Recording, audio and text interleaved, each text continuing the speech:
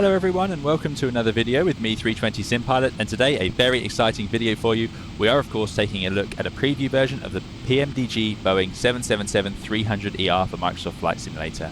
I am a real-world Boeing 787 pilot and I'm excited to have a look at this 777 because I am indeed type rated on this airplane as well. They share a type rating, the 777 and the 787.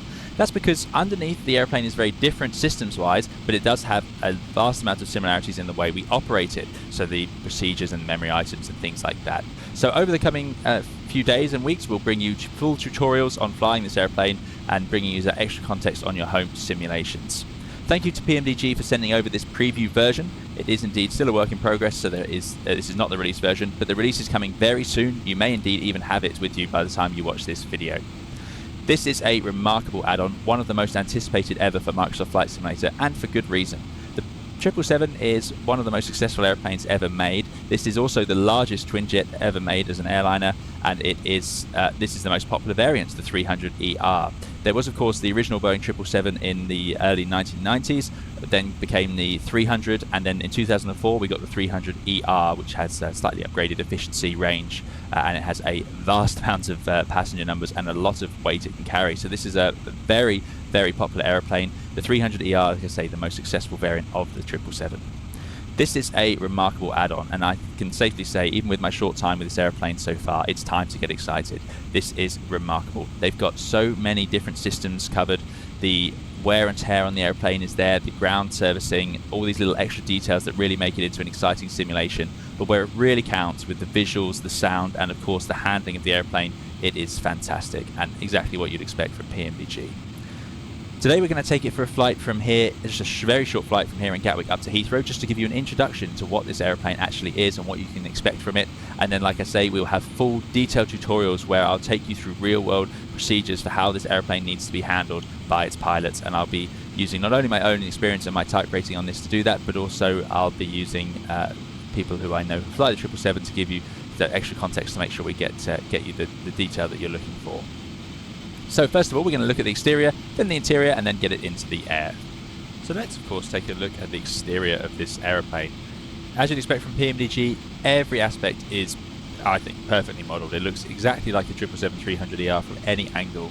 One of the things you'll notice is, as I said, this is the largest twin jet airliner around, and you can see that when you put the camera down at sort of walking height. The nose gear is very high. It sits very high up on the ground compared to the 787. If you stand underneath it, you would struggle to reach the fuselage actually, which is quite impressive even for a slightly taller pilot. As we come up and look at the details, well, it's exactly as you'd expect. Everything's here. Angle of attack, pitos, temperature sensors are all correctly modelled.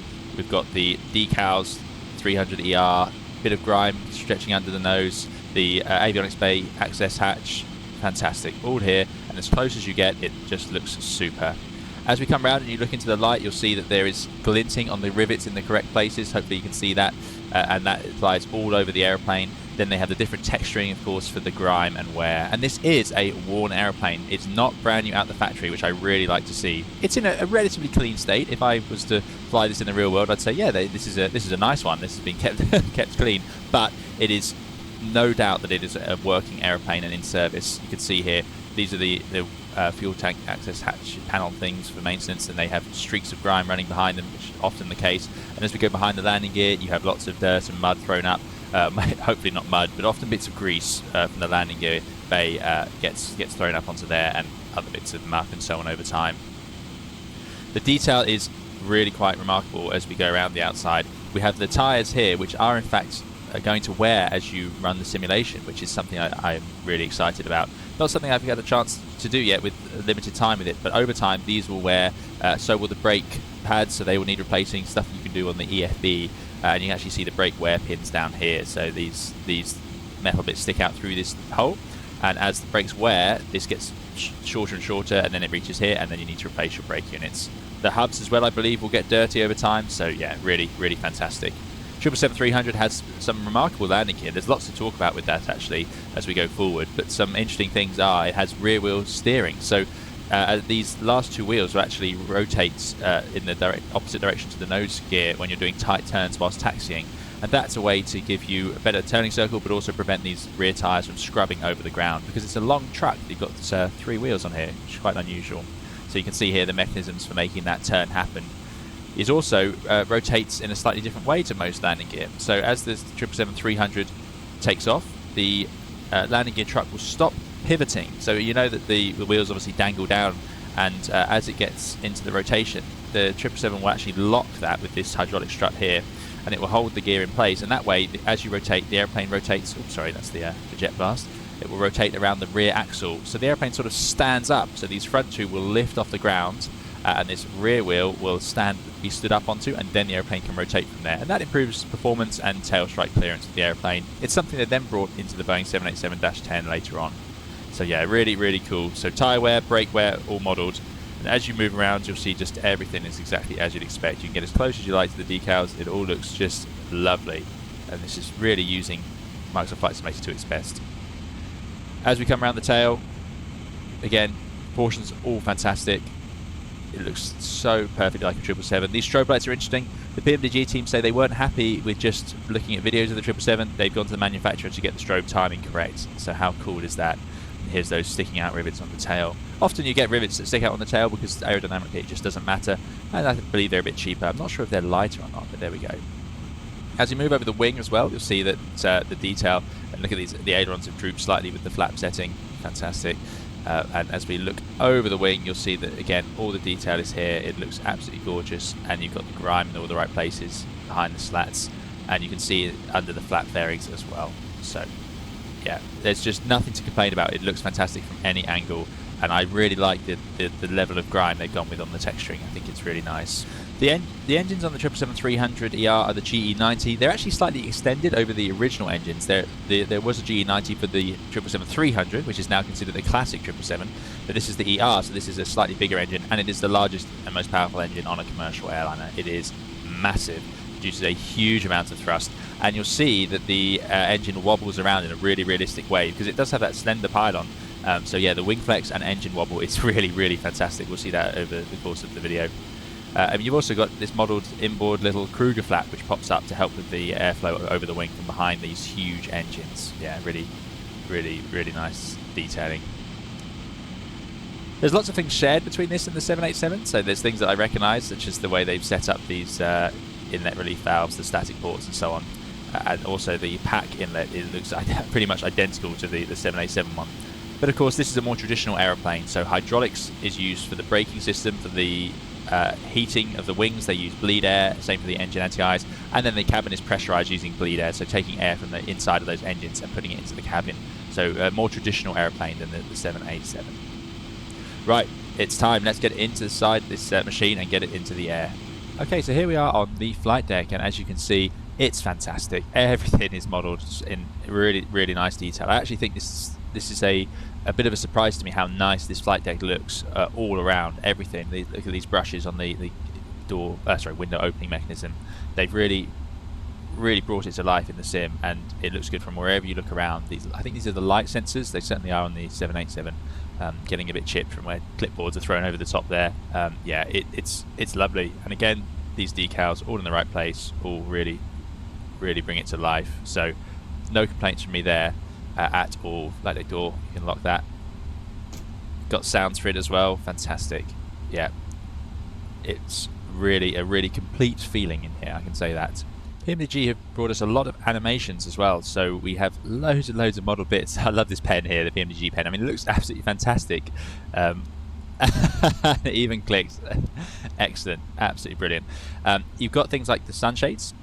I wish the 787 had these, and they've got their sounds, and look at that, just brilliant. And the retraction sound as well, love it. Got this little tray table here. This is not as nice as the one on the 787, I can tell you that, but it does sort of lock open. It's just a bit small really, but your flight case would usually sit down here. The yoke can obviously be put in the normal position or shrunk down out the way so you can see, although I believe it doesn't move in that position. And we've got the armrest for the seats, things that you would just expect, all with nice little sounds as well, which I do really appreciate. As we move around, we've also got a cabin, of course, on this airplane, so we'll just jump out this rather complex looking door, and yeah, full cabin simulated. Now I'm not I like having a cabin. I'm not huge on it, but there are some interesting features about this one in particular. So PMDG have not only modelled the cabin, but they've got the correct screen on the IFE system, they say, for the boot up, and also it has the correct lighting sequence of Boeing's interior cabin. So the lights will come on and off, takeoff and landing, and brighten up for the dinner service and things like that when you run the full flight sort of scenario. And that's a big thing about this add-on that we'll see in future videos and streams, hopefully, where we will show the way it handles the full flight experience. Here's our Economy Plus, and then our economy cabins. Now, they do also, I'm really pleased to say, include lots and lots of lovely wing views. So if we go to our drone, and there we go, you actually get these fantastic wing views, and you'll see from these, often you can see, if I get the sun in the right place, you'll get a good sense of the texturing on the wings. Look at that. You can see where the grime is and so on. They've done a just remarkable job with it. I'm super impressed. As we move around the airplane, let's get the sun a bit higher.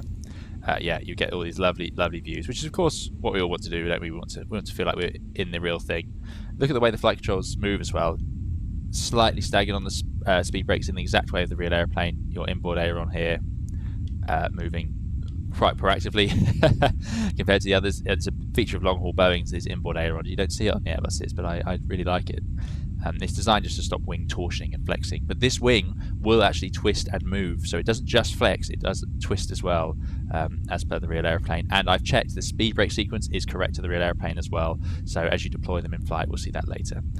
Right, anyway, enough of that. Let's get into the flight deck, and we wanted to look at some of the other features. So yeah, the modelling, all super crisp, nice bits of wear around panels, but nothing too serious. Like, it's not going to offend anyone, I don't think, the amount of wear they've gone for. I think it's really nice, because I know there's some controversy over that, different preferences in the market. Now, they've done some nice things with the click spots as well, so some really nice quality of life. So as you'd expect, you can press this little screw here to press the toga buttons, which are actually these buttons here on the top of the throttles. You can also click on click spots around like the speed brakes to deploy them to certain amounts and arm them. So I can click there to arm the speed brakes. Of course, we don't need to arm them. We are in a Boeing, so for takeoff that doesn't apply. So I'm going to put them back to stowed. But same for the flaps. You can actually click on the flap setting you want, and it will then travel there. So that's really nice. So we're going to take off with flap 5 today. Very common to take off flap 5, land flap 25, and that's what we'll be doing today on the 300s.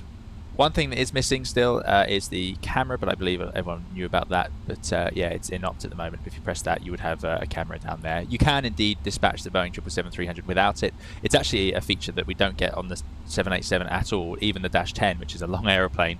The 787-10 is longer than the 777-200, but it doesn't get a camera either. So there we go. So I'm not going to feel too much like I'm missing out on that for now. You can customize so much on your PFD and the way the airplane is set up, of course, and we've come to expect this from PMDG. But if I look over here, we can go to setup, PMDG setup, and you can go into the aircraft and look at this. There's 12 pages. We'll go through these later on, but for now, in today's video, just to show you, you can just change all the usual bits you'd expect. Would you like that tail skid installed? We talked about that on the outside, yes or no. You can have a test package for the flight. You can have different callouts, which I do have. I've got the PNF callout set up as well, but these are the aeroplane setups all in there. Absolutely amazing. And then of course displays, we can choose our units, but don't worry, there's 7 more pages. What sort of flight director would you like? Would you like to have the rising runway system? So again, all things we can talk about at later times. I don't want to go too detailed today. This is just to show you this stuff is all in here. Now, you can also set up your failures, of course. Again, that's coming in the future. And we have different options for the simulation. So things like showing the fly-by-wire trim reference speed, which I have turned on today, which I'll talk about as we go through. Now, this stuff should be recorded in your livery of your airframe. So once you set it up for the airplane, you will then have it set up for that one, and it should stay the same. So there we go. So yeah, lots and lots of different simulation things, and you can even help with the performance if you're struggling. I haven't been struggling so far, so I'm not going to fiddle with anything in there. I'm going to leave it as they left it. But you can turn off a few of these things if you'd like to increase your performance if you're struggling a little bit there. Now, of course, there's the FS actions, and we can set up our fuel, payload, and doors, but we have a tablet in this airplane. And what we can do over here is have the usual. We could bring in our sim brief, which I don't have for this very short flight, although I have loaded in a little route and a departure. but we can have Navigraph, and I actually really like this Navigraph interface they've come up with, so that's great. And we've got all of our options in here. And if we go back here, we have, crucially, of course, the performance tool.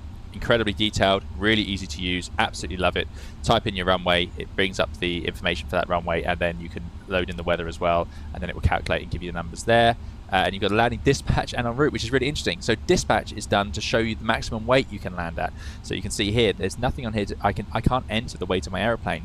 This will tell me what weight I can land at where I'm expecting to go. And this is what airlines have to do before you set off.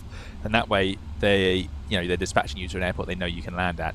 And then you have your en route, which is what you'd actually use, which will give you the weight you're at, and then you can set in your speeds and so on. Now I'm going to change that to kilograms, and you just tap on these units to change them around, which is pretty cool. I like that. Very easy to use. So yeah, very nice. Here's our takeoff. Today we're taking off flat 5 with speeds of 155, 157, 162. These are very slow speeds. We're very light actually. We're only at 100 and where's the weight? Now the 7.8 shows the weight all the time, but it's slightly more hidden on this airplane. So yeah, we are actually taking off at 240 tons. I've lost a bit of weight here because I've been sitting here talking so long. We're burning through our fuel. I'm treating this as a sort of, we've diverted into Gatwick, and we're going to get our airplane back home to Heathrow. So we've got some passengers, but not much fuel, just 20 tons of fuel. Good. And yeah, you can change things, like here we have the round angle of attack indicator. Here's our departure. It's all loaded in, so we've got LNAV and VNAV armed. We're going to take off and fly left at Bognor just to give us some miles. Then we can enter the hold at Big and then fly our arrival into Heathrow. Pretty standard stuff, just so we can give the airplane a full sort of cycle. Got our speeds in, and our V speeds 162. So for the takeoff, I'm going to have auto throttle armed. We've got 162, LNAV, VNAV armed. Got our heading, and we're going to stop at 6,000 feet. But because we're in VNAV, this airplane will actually level off. I'll show you on the chart, initially at 5,000 feet, and then it should step up to 6,000 feet, maximum 250 knots, then 260 knots. If you go to the legs page, you can see that in there. 2,500 or above 5,000 feet, 4,000 or above 5,000 feet, flight level 60. So it should follow that. The CDU is absolutely lovely. It works as you'd expect, really nice. And we also have this extra MFD down here. Now this is all on the FO side, but if I bring up something like the flight control page, you'll see that the systems are accurately modelled. And then as we run our controls, you can see the spoilers moving correctly in the correct sequence. Really nice. I really like it. It's all there as you'd expect, but it's not pretending. It is the real systems running there. You've got the hydraulic system. This will change. Quantities will change as different systems are deployed. A very similar system in some ways to the 7.8 and quite different in some others. So yeah, we'll talk about that in another video in the future. Checklists do work. So the normal checklists, so you can run through them. You can select your checklist, and we've done them all up to our before takeoff checklist. So that's why when I bring this up, it will. Let me just hide it again. It will just default to the next one, which is at the moment after takeoff, which we're not at. It will give you the caution. You get an ICAS caution warning you if you haven't completed the checklist. So that's the main way of running checklists in the 777, and it's really neat. We also have COM, so you can start to load in things like get your weather, your Hoppy ACARs if you are set up with that. So that's pretty cool. Something we'll see in the future on streams, hopefully. And the doors are armed correctly as per the loading sequence. So these are all in the green A for armed, and this is done in accordance with how it would be. And you'll get the cabin ready message during the taxi out, which I think is really cool. This is all part, as I say, of the sort of the sequencing of the flight. So if you load it in here properly and run it, you can have all that. And if we go to our ground services, you'll see where you can type in your fuel, set the chocks, bring the equipment in, and you can do the doors yourself or leave them in automatic. So yeah, really, really nice. Right, I think that's enough. I think it's time we get this airplane into the air, and let's hear some of those gorgeous engine sounds. Now I'm aware that this is a very different airplane to the Airbus, and if you haven't watched my 787 videos, this could be quite a departure from normal. So some things we're going to do differently. First of all, we don't want this second screen running, so I'm going to get rid of that. That's on the doors page. I think if I press doors, that will go. Yeah, the screens are different to the 7.8. That's something I have to get used to. Yeah, so we have takeoff ref down here, which has our speeds. So the same as usual, V1, rotate, V2. We're taking off flap 5, which is great, and we're going to rotate the airplane up to the flight directors, and it will be in toga mode. So to get the thrust to work, we're going to spool up the engines to 55% N1, and then we're going to press this little screw, which is the same as pressing this little button here, which then drives them into the takeoff thrust setting, and then they'll go into a mode called hold, and you'll see thrust ref, and then you'll see hold as it then lets go of them, and we're just running with that power setting.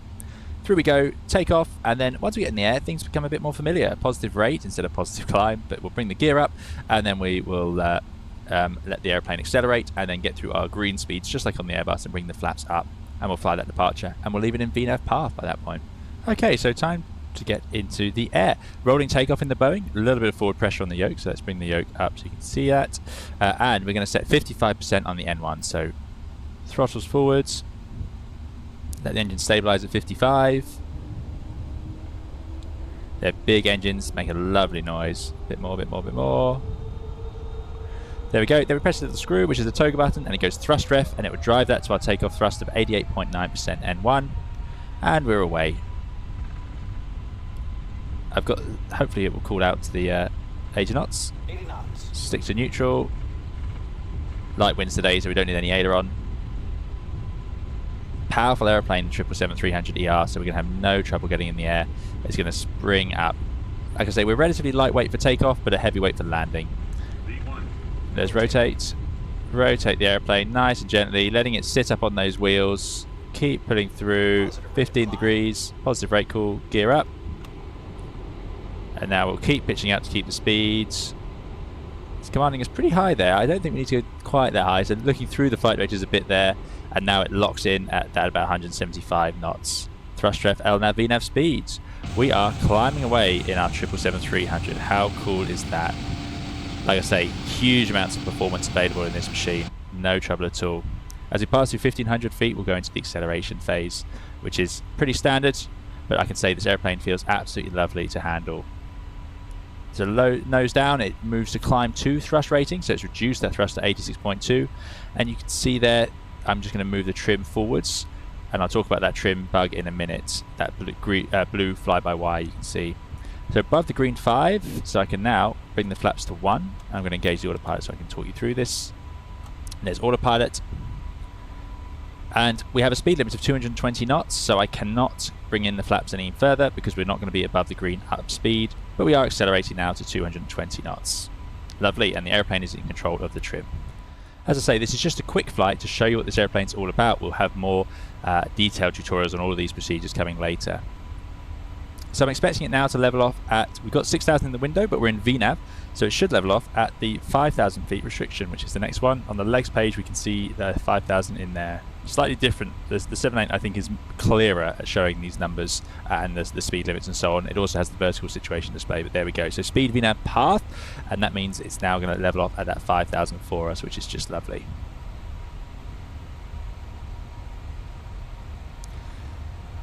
So the rotation is absolutely fantastic. This airplane feels fantastic to get into the air, and they you know, I expected PMDG to have that sorted, and they certainly do. Round the turn we go. Sounds brilliant as well. I mean, it's a very distinctive noise on this airplane, and they really capture it. But look how beautiful it is. Oh, fantastic. The reason the display is highlighted is because you can actually pop them out if you want to. So round the turn, eventually it's going to clear. It's going to clear the KS11 point, KKS11, and we'll get the speed. Will accelerate to 250, and then we can bring the flaps. And we'll do that automatically in just a moment. There's our fantastic wing views. Look at it. Oh. As I was saying, all the right sort of rivets and the texture and the grime on that wing. Beautiful wing on the 777-300.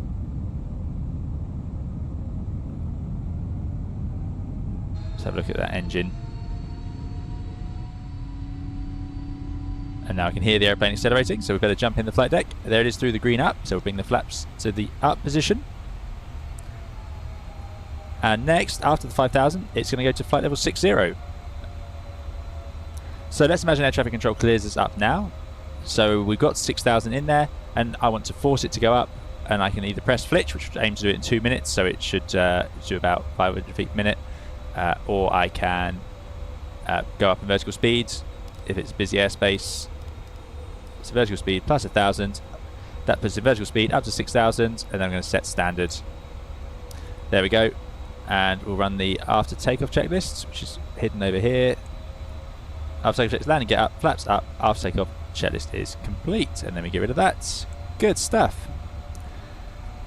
So what was that trim reference speed? Well, again, more to come on this in the future, but the Boeing 777, although a fly-by-wire aeroplane, is a conventional aeroplane in most senses. So if I disconnect the autopilot, it goes to flight director mode. As you can see there, we get the green flight director FMA. So I'm now flying the airplane, following the flight directors as per usual, but it is also a trimmed airplane. So I am telling the airplane, I set up the airplane to fly a certain speed. Now in conventional airplanes, you do that as with the pitch trim. So if I want to fly faster, I would have to add power and then trim the nose down to accelerate. While in this airplane, the 777 uses a trim system that sets a reference speed. So what happens is, let me turn off the flight director so I can show you properly. If I am flying along at 250 knots, then that's all fine. But if I want to accelerate the airplane, I can tell the auto thrust system I want to fly at 270 knots. The airplane will accelerate and it will go out of trim and it will start to climb, because remember, the airplane's trimmed for a certain speed. Now the 777 does counteract some other effects of trim changes, such as the fact the engines are underneath, which pushes the nose up when you add power. So because it has some systems counteracting it, some systems not, it has what's called a trim reference system. So I'm going to set the trim reference speed. So I can now move that by setting that to 250 knots, 270 knots up there, and now the airplane will gently trim itself out to be there. It's not perfect, but it's essentially all you need to do. So this is a bit of a detail. I don't expect it to come across. it's quite a lot to talk about, but it's something I want to talk about in future videos. I'm just showing you sort of the level PMDG have gone to here. So they've got that speed reference, trim reference, seeing the speed system accurately put in here, and now you can see, look, at 270 knots the airplane is actually stable again, so it will hold that speed because that's the speed I've told it I want to be trimmed at. Because you're not really directly trimming the stabilizer like you would on a truly conventional airplane. It's just mimicking that effect by selecting a speed it wants to be trimmed out for, and then it gets rid of the other horrible things like the underslung engines. 737, for example, wouldn't do that. It's more conventional. So let's put the flight directors back on. Let's climb up to flight level 100 in Flitch, 270 knots, autopilot, thrust, heading, hold, Flitch speed, autopilot, flight 100. And now, it doesn't think we'll make it, but that's because it's run out of flight plan. I'm going to put in an arrival into Heathrow. And we'll go fly the ILS 27 left, fly a big in. It thinks it's unable, but that's no trouble. Executes. And that would be via a lasso. Execute, legs. So let's put the lasso to the top and execute, and then put it into lateral nav. Again, all of these modes to be discussed in future tutorials. We're going to do a full climb and descent tutorial. Passenger signs on memo up there, and at night you'd see things like the lights changing and so on, which is pretty cool. Go on airplane, keep climbing please.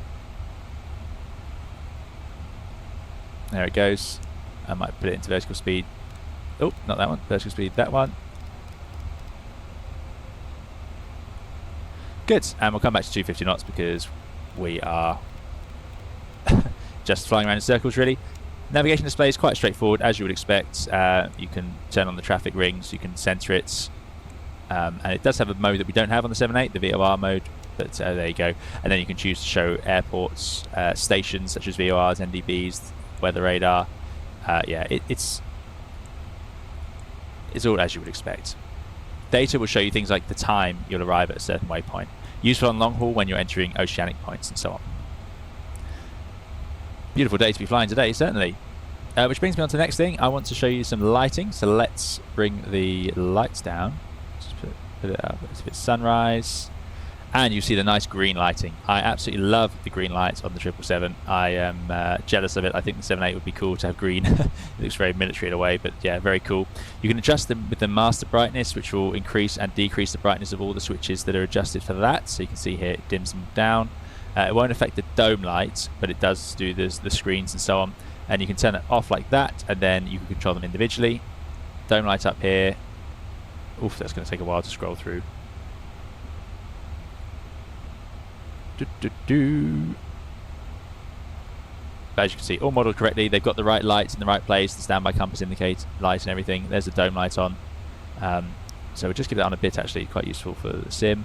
And it has the storm button, which does work, which just lights everything up. So the glare shield lights, the panel lights, and the dome light, that also lights up this panel. And that's because if there's a storm outside, you don't want to get flashed and then have your vision ruined. So that's what you'd use, often used on the ground. So instead of having to set everything up for the ground when you want more light in the flight deck for paperwork and for seeing the ground crew outside so they can see you and things like that, it's quite common to actually just press the storm button and then have everything lit up, and then you can get in the air, or as you taxi out, just turn it off. But there we go. On the outside, we've got landing lights. So there's 3. The nose one is off because that's up. I mean, it's not actually in the procedure to turn it on for takeoff either. Got runway turn-off lights in the wing routes, taxi lights, and strobe lights. So if we have a look around, there you go. All modelled as you would expect. Just fantastic. Really nice lighting system on this airplane. All spot on. Big bright landing lights and turn-off lights. And it's got the classic sort of strobing beacon and strobe lights that you get on this generation of airplane. 7.8 uses the more modern sort of bright LED things, but there we go. Gorgeous, such a gorgeous airplane. I believe it's most commonly amongst 777 pilots, it's the most popular version. Pilots like flying the 300. Which makes sense. It's quite common for airline pilots to like the biggest variant. They're usually the quietest because you're furthest away from the engines. They're also usually pretty comfy because they're bigger and heavier, so they ride turbulence and things like that better. They sometimes have some performance changes, but this airplane has such big engines, it doesn't seem to be an issue. It can take a huge amount of weight and cargo and fuel. Okay, so let's get this airplane back in towards London Heathrow. So if I go into my charts, the arrival, Heathrow, and we'll have the Alesso. I can just pin that, and then the approach of the ILS, and we're going to go 27 left. Good. We can run our landing calculator. Landing on route. So we're landing into Heathrow. It could import from your OFP if you did do one, but I was not. Have not done that today. Aircraft, import the aircraft details, so you can just put the weight in there, swap over to kilograms, nice and easy. I'm not going to add anything to the VREF. I'm going to import the weather because we've got live weather, and we're going to calculate. There we go. Looks like we'll have no trouble to stop in time.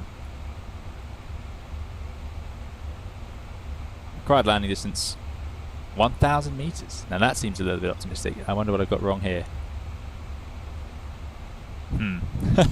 Okay.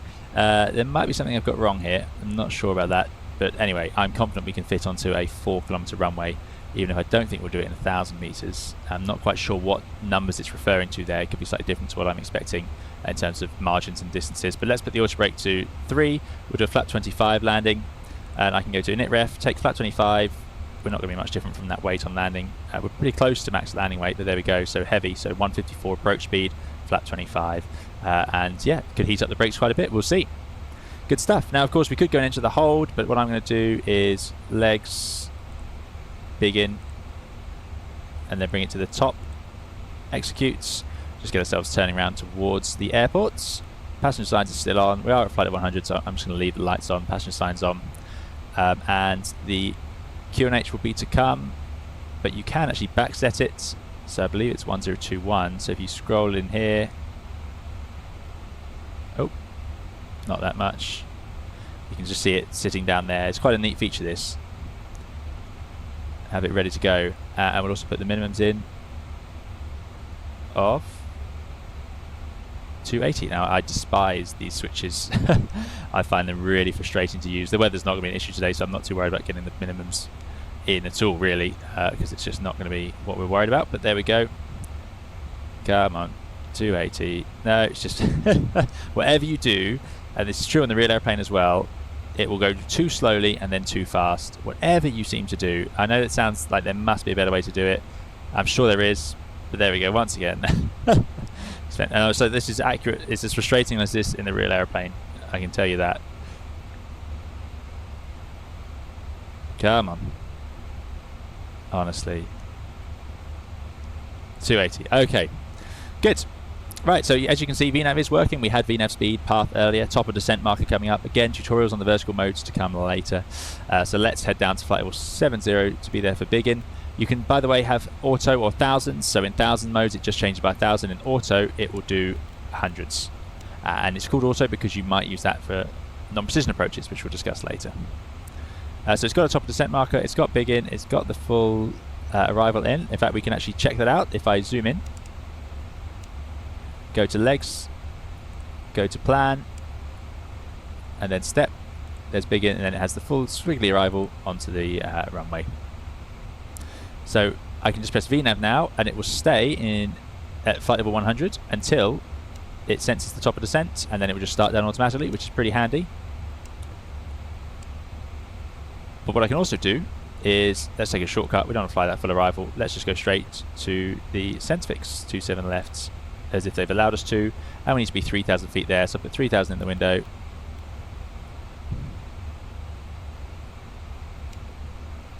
And I'm going to start a gentle descent now from 10,000 feet, so we'll do vertical speed, and we'll just start 500 feet per minute, and we're going to set the QNH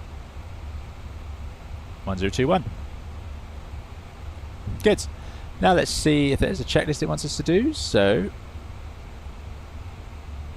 I'm going to run the descent checklist. So you press the recall button up here to check for anything. It just says recall. No cautions have appeared, so that's good. Notes is saying, are there any non-normal checklist notes to be looking at? Which there are not. So notes, auto brake we've gone for 3. Landing data, VREF, we've got 25, 154 and 280 minimums, and approach briefing completed. Descent checklist complete. And then we can just close it. And then press it again. And approach checklist altimeters are on QNH 1021. And close it again. Good stuff. Down we go through 100. So before you know it, we'll be back on the ground. I know I've already said it in this video, but this is a overview of this airplane. We're just taking it for a flight to show you some of the things going on. There's a lot more to be seen on this airplane when it comes to systems wear and tear, the handling of the airplane in terms of ground servicing, and also the correct procedures. So we're going to go through everything I'm talking about here with VNAV and the takeoff items and the how you fly and approach with it. It's all to come in future tutorials. This is just to show you what this airplane's all about and see if it piques your interest if you're interested in picking it up. Very exciting airplane to be trying out in the simulator. It's absolutely fantastic. I've been so surprised. I was expecting good things, and it's surpassed them. Yeah, it's gorgeous. By the way, I wanted to show you the wing flexing and torsioning and the engines. So look at this. If I just over control the airplane a bit, look at that engine and the wing wobbling, twisting. Really cool. It absolutely nailed that. Looks fantastic. Let's get the autopilot back in. Something else I want to show you is the speed brake deployment schedule is spot on. So as we bring the speed brakes back, if I jump into a wing view, you'll see that they're pretty much all flush, and then just start bringing them out. Outboard ones come, and these inboard ones pop up a little bit more. Outboard ones more, and inboards one more, and then as we go fully, this extra one just pops up straight away. It's just like on the real aircraft. Really cool. So we just stow those again, and away they go. Right, let's get down to 3,000 feet. Should have a green banana to show us the level off or when it's expected, but that's currently quite a way away, to be fair. 20 miles away. Good. So to fly the approach is pretty similar to what we've seen before, or a reverse of the takeoff. We're going to bring the speed back to the up speed, which is the slowest we can go, and then we're going to bring out the first stage of flap. And the flaps would typically go flap 1, then 5, and then gear down flap 20 and 25. Although on approaches into busy airports, because there's often a need for like a speed like an intermediate speed of 160 knots down the approach, then that's when you would use maybe flap 15, something like that. So there we go. So looks like we'll reach 3,000 nicely there, and then we will fly our ILS into Heathrow.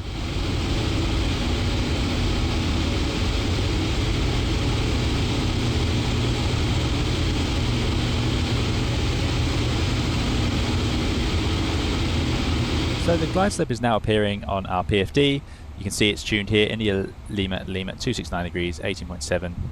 And it's normal to take over from the speed. So we currently have it in speed selected mode, and we're not in VNAV, we're in vertical speed. So that means we are in control of that, so I can set it back to the up speed if I want to. So bring it back to there. Typical speed profile, very similar to the 787 and even the A320. 10 miles out, you don't want to be any faster than 200 knots. 9 miles out, 190 knots. 8 miles out, 180 knots, all the way down to your approach speed. Pretty typical stuff. Quite common on long-haul Boeings to lower the gear. Something like 6 miles, 2,000 feet above the runway would be pretty typical. That does depend on your approach angle, of course. So the green banana showing that we'll level off exactly 3,000 feet at the centre fix, which is pretty good going actually. But it is time to start slowing down as we approach 15 miles, as we said, 250 knots maximum. But you can see here, this is now where the handling of the airplane comes into play. It is a slippery, heavy airplane, especially at this high weight we're at. We're at 240 odd tons. So we need to consider how we're going to slow down. So we're going to have to go on those speed brakes really. Now I'm doing this with an Xbox controller, so I have to click it in the flight deck, but they are very effective. And look at that, immediately it forces the thrust levers to come up.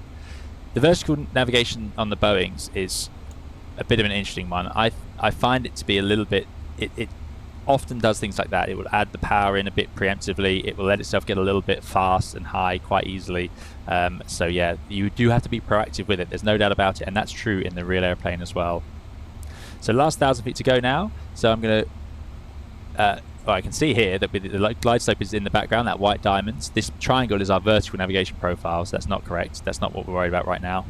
And here's our lateral navigation profile, this pink triangle, but we have the localizer in this white diamond here. So let's put it into heading for the intercepts. Let's imagine we're given heading 300 to intercept the ILS and descend to 2,000 feet. So we do heading cell, 2,000 feet, we're in vertical speed of 1,000 feet per minute, and I'm going to arm the localizer first. This is typical procedure on the long-haul Boeings. And we're going to get the first stage of flap out, so we go flaps 1, so we can bring the speed back to the green 1. You can't do that until you've done that.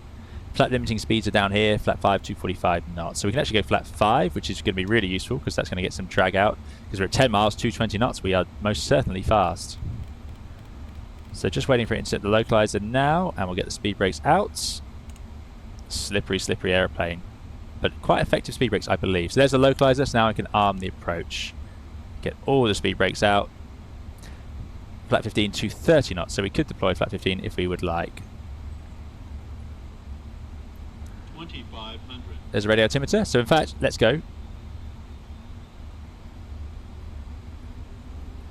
Speed brakes away.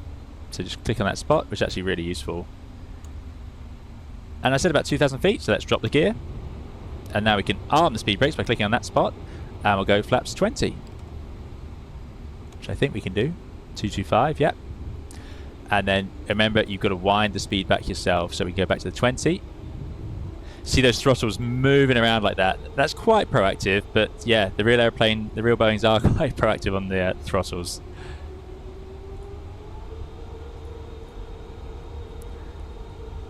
So there we go, 170 knots at 6 miles, a little bit fast, but we have a quite high approach speed. So now we can go flat 25 for landing. And we're going to sit our approach speed on top of the VREF bug. So 5 knots on top, there we go. Go around, shoot 2,000 feet is in. And we can run our landing checklist. Landing checklist, speed brake armed, landing gear down, flaps 25, landing check's complete. That's it, close that. Check we got the landing lights on. Good stuff. Right, in we go. So let's try out a landing. Again, using an Xbox controller here is my excuse. There's land 3, roll out flare. Of course, all the auto land systems do work and are correct. There's the angle of attack at 5.8. These are our pitch limit indicators. If we pitch the wings up through these, we'd be into a stall situation. So that's what those are there to show you. What else have we got in here? There's our ground speed, 162. This is our approach speed, and that's what we've selected on the MCP. 2,000 feet in for the go-around. Land 3 is telling us that the autopilot system is at its full capability to perform an auto land. There it is. Gorgeous machine. Absolutely love it. Gear dangling, wings flexing.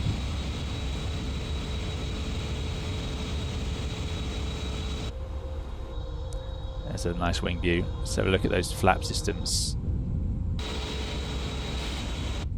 There, look at that.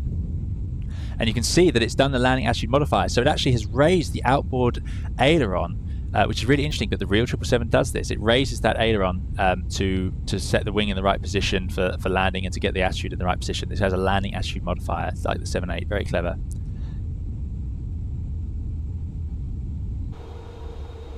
Okay, time to land, so autopilot off. You can see that the fly-by-wire system is already trimmed correctly for the speed, 160 knots. Oh, that was because I moved the mouse with the flight controls.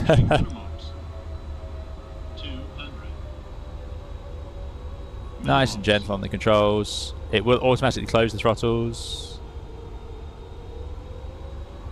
50, 30, 20, 10. There's touchdown. Oh. My Xbox controlling is typically difficult with the the rudder. And we'll get the reversers out because we are heavy. Try and take some energy out of those brakes. Because this is a max weight landing effectively. So auto brakes are working. Let's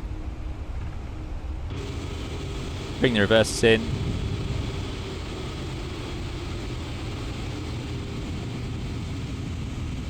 Wow, what a machine. What a machine. And it comes to a stop. So I can disengage the auto brake and then use the fit brakes. Right, welcome back to Heathrow.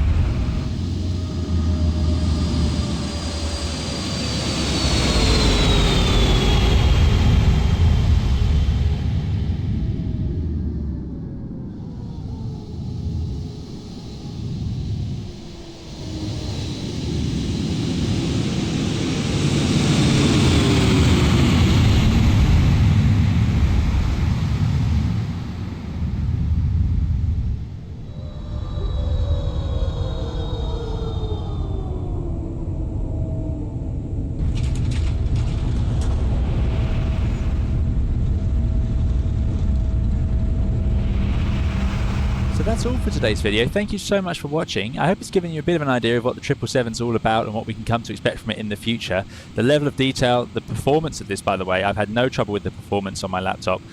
The amazing handling and the fantastic visuals and sounds all come together to make this a remarkable machine. We're going to have, like I say, full tutorials coming very soon on the channel, which is what I'll be working on soon. This is just to give you a bit of a taster. But yeah, thank you again to PMDG for sending this over. It is a pre-release version, so there are, like I say, it's not the final thing that you're expecting, but it may well be out, and you may have the release version with you when you watch this video. Do subscribe if you'd like to see some more tutorials and streams as we go into real detail on how to operate this fantastic machine. That's it then. Thank you for watching. We'll see you again next time. Bye bye.